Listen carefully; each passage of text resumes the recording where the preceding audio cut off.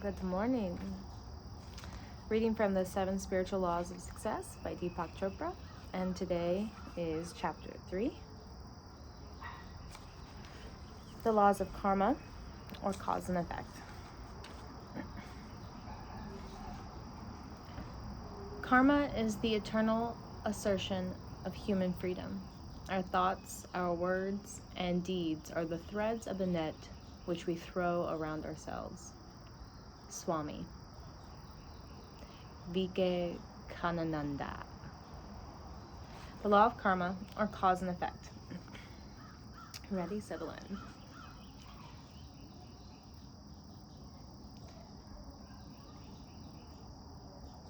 The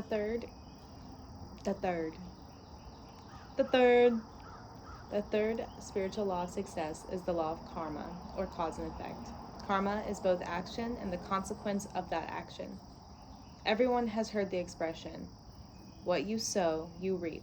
If we want to create happiness in our lives, we must first learn how to sow the seeds of happiness.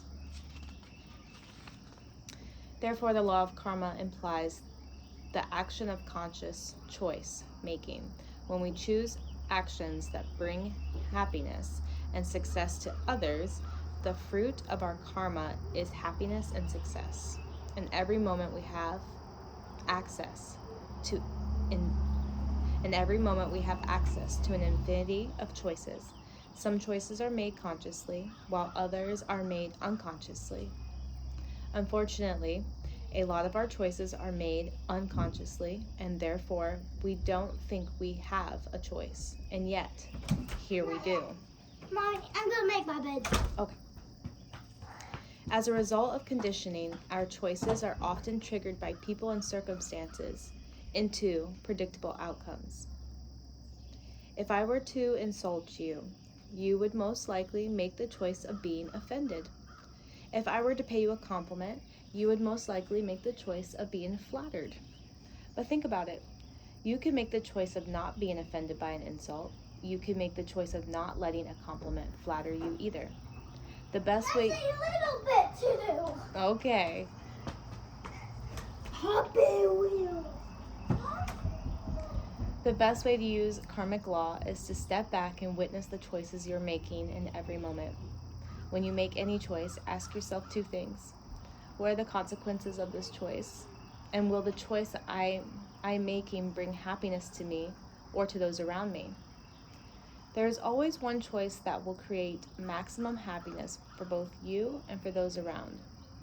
This choice is the spontaneous right action because it's action that nourishes you and everyone else who is influenced by your actions.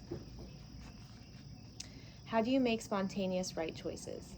By paying attention to the sensations of comfort or discomfort in your body. At the moment you make a choice, ask your body, what are the consequences of this choice? If your body sends a message of comfort, that's the right choice. If you feel uneasy in your body, even as you ask the question, then it's not the appropriate choice. For some people, the message of comfort or discomfort is an area of the solar plexus down here in your belly. But for most people, it's in the area of the heart, more so the chest. Put attention on your heart and ask your heart what to do. Then pay attention to how you feel. The response may be the faintest level of feeling, but it is there. You will know the answer is right because it will feel right, without any lingering doubts. The heart knows the correct answer because it taps into the field of pure potentiality and infinite organizing power and takes everything into account. The heart is intuitive and holistic. It has a win-win orientation. And though the answer may not seem rational, the heart is far more accurate than anything in the realm of rational thought. You can use the law of karma to create money and the flow of all good things to you.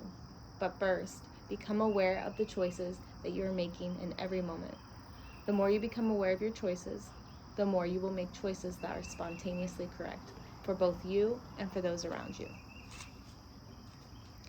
How can you apply the law of karma to the choices you've already made? Most people pay their karmic debts unconsciously, of course.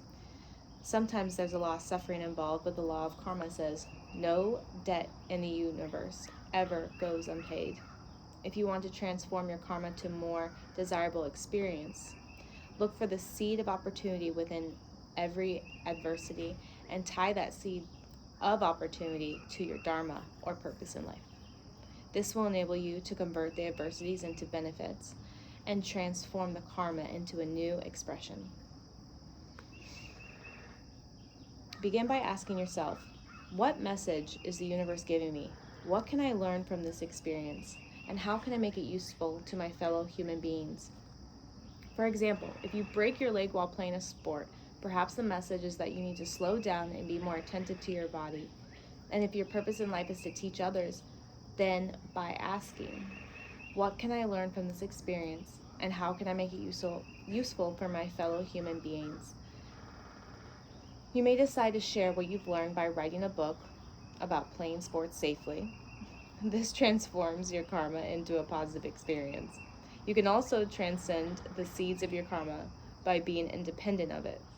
The way to do this is to keep experiencing the self, your spirit, by going into silent meditation and coming out again. This is like washing a dirty piece of clothing in a stream of water. Each time you wash it, you take away a few stains and it gets a little cleaner.